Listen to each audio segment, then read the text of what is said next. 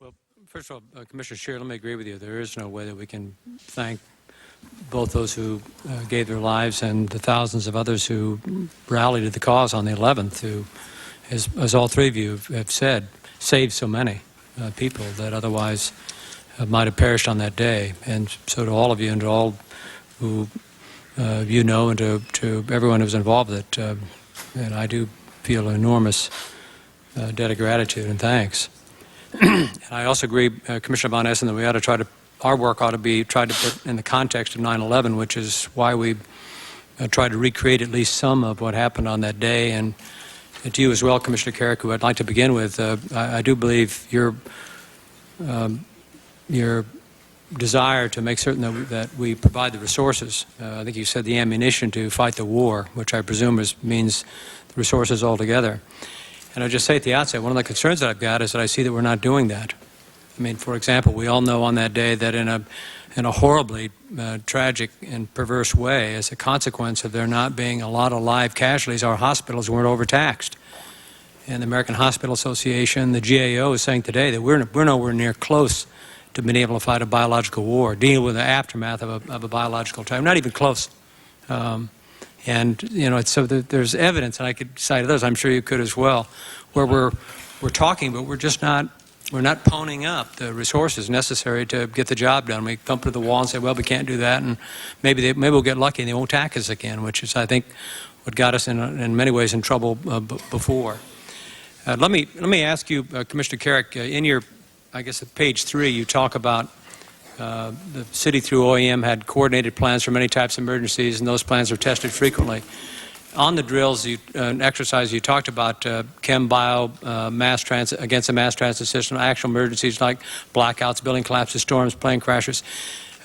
Noticeably absent on this list is any kind of tabletop exercise dealing with the potential of Al-Qaeda attacking New York City one more time. Is that, did you do scenario analysis of what Al-Qaeda might do in New York City? I think the tabletop exercise with regard to a biochemical attack may not have been dealt with solely with regard to Al-Qaeda, but it was with regard to a terrorist attack, whether it's Al-Qaeda or Ansar al-Islam or some terrorist group by a different name.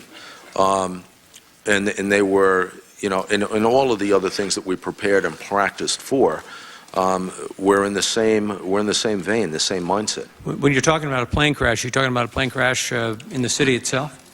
Did you prepare for them? I mean, certainly with the buildings that are 1,350 feet high with Newark and LaGuardia and Kennedy and commercial aviation in the area, that must have been on the list of things, possible tabletop scenarios that you evaluated. We did plan for and do tabletops and drills for plane crashes, and I want to say, because I heard earlier some of the testimony, when it comes to crisis and comes to preparation and planning, I'd just like to take a moment to explain to the Commission, unfortunately, how well we did this, because 2 months from the day that the towers were attacked, Flight 587 dropped out of the sky over Queens, dropped in the middle of a community. It was the second largest airplane crash in U.S. history. And unfortunately, we had gotten so good at doing our job, within 24 hours from the minute that that plane hit the ground, we had the community cleaned up, we had the bodies removed, we had the gas on, we had the electric on, we had the streets open, the water was on, and minus the devastation, minus the devastation and destruction and the death that it caused, minus that, everything was back to normal within a period of 24 hours, unlike anywhere else in this country. But did the feds come to you through the FBI, CIA, and the Joint Task Force that were being put together after the 7th of August, 1998, or after the 12th of October, 2000? In other words, after East African embassy bombings on the Cole, and say Al-Qaeda is in the United States of America? They obviously have tremendous and very sophisticated capability, far beyond what they demonstrated in February 1993, and we must begin to do some scenario analysis to protect the people of New York City. Did that ever happen? I can't say that they volunteered or requested us to do scenario analysis, but what I can say, and I have said this consistently, I really personally I didn't need anybody to come to me and tell me that Al-Qaeda was here. If you look at the interviews by bin Laden in 97 or 96, he said he was coming. He said he was going to send people. He said he despised this country. And for those of you that do not know, I lived in Saudi Arabia from 1978 to 1980. I lived in Saudi Arabia from 1982 to 1984. I heard a lot of the same rhetoric from bin Laden that I heard and witnessed in Saudi Arabia. So I understood the mentality. I understood his threat. I also had a very positive relationship and a good relationship with John O'Neill, who I consider one of the greatest investigators in U.S. history when it comes to Al-Qaeda or when it comes to the radical holy war Muslims that want to devastate this country. Well, and in the last few weeks, or last few months, I should say, as this commission has been ongoing, I personally, trying to sort of sort it out myself, I reached out to people like Murray Weiss that wrote the book about John O'Neill. I reached out to other people that knew John even better than I did. And I said, was there ever a time, maybe I missed something, maybe I didn't get it, was there ever a time that John O'Neill said that they would come with planes? Did I not hear it? Was there something I missed? And it was never said. But on the list of things that you indicate you do tabletop exercises are the possibility that a commercial airliner, undirected by Al-Qaeda, could crash accidentally into a building in New York City. Is that not correct? Is that did I get that correct in this paragraph? You talk about plane crashes. Do I presume correctly that plane crashes into buildings in New York City were among the things you did scenario analysis of, whether or not you're prepared for it? We had a functional drill of a plane crash at Kennedy. We did not have a tabletop of a plane crash into a building. A plane crash into a building would be handled basically as a high-rise fire, which it would have caused.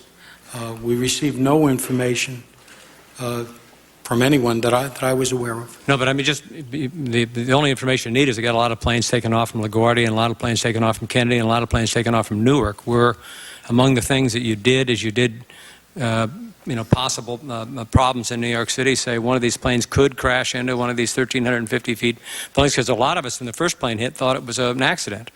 And I presume that you look at a 1,350-foot building and say, oh my God, maybe a plane someday will hit it.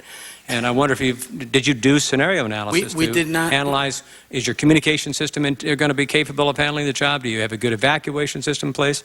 The sorts of things that you've all They relate very closely. A plane crash into a high-rise building would be ultimately a high-rise fire. And all the agencies drilled, both functionally and tabletops and functional drills on high-rise incidents. It was part of our all hazards plan, but whether we did specific tabletop incidents on a plane into a high-rise building, no, we did not. I just want to go back a little bit on terrorism. In May of 2001, we did a tabletop exercise called Red X. Red X was a attack of bubonic plague in the city, a terrorist incident. It was conducted at OEM with about 70 different entities, agencies, and locales from the entire metropolitan area. 5 minutes into that drill, everybody forgot it was a drill. It became so intense. And as part of that drill, we quarantined Manhattan because we did not have enough information as to what we were dealing with. That drill, the second part of that drill, was scheduled for September 12th on Pier 92. And that was the point of dispensing for the medications in a biological attack. You heard? I'm sorry. Both those drills served as the basis for how we responded to the anthrax attacks in October of 2001. And we all had thought that the next area that we would be attacked would not be a conventional bomb. It would be chemical biological warfare, and we were really focused on preparing for that. Rich, help me on this one. I mean, I've been living in the city for a little over 3 years, and one of the things I know is it's hard to figure out where everything is because the buildings are awfully tall. I mean, I've stopped looking up and rubbernecking all the time. Right. But and we heard Joe Morris earlier, and we heard other people as well talk about how they could see what was happening as long as they were watching television. But the minute they got down to the World Trade Center site, they didn't have the eyes to be able to tell what was going on. And I'm wondering if you think as a consequence of that, the city shouldn't have UAVs or some sort of eyes in the skies that give us the capability of doing that. And I wonder if in your sort of post-mortem analysis you haven't said maybe that's something that we should have done after 1993. I think that what we need to take a look at on the technology side is the communications issue. Critical issue has been not from 9/11, for decades. Public safety communications, the lack of spectrum for them, the ability, we fought for years, even when I was in the fire department, to get additional radio frequencies. There's much competition, as you know, for the limited spectrum space. Hopefully there'll be a change in that. Public safety needs that spectrum. You heard Tom talk about the limited number of handy-talkie frequencies they have to operate on. That's a product of spectrum. The technology that's available for command and control, much of the technology that the military is now using. I think the Department of Homeland Security, and they're looking at new technology, has to look at that and see how those applications can be used in our country. We, in hindsight, looking from September 11th on, we have to think very differently. We can no longer think that acts of terrorism like this was simply something going to happen to other people and not us. I had lived through 93 in the pit of the World Trade Center. I had lived through 97 when we had a small group of bombers that had planned to blow up the subway. We now know that the technology is there. The military uses it. We have to think about how we can use that technology to better equip the first responders to ensure the quality of life and safety if another event like this happens. And what usually happens then as you plan for those catastrophic events, they help you in the smaller, the everyday emergencies. One of the things that enabled us to respond on the 9/11 and the days and weeks afterwards when we lost our entire infrastructure in Lower Manhattan was our experience with water main breaks and power outages and telephone disruptions. I mean, we have to look at IT disruptions, what they can do to us in everyday life, and there has to be more focus on that.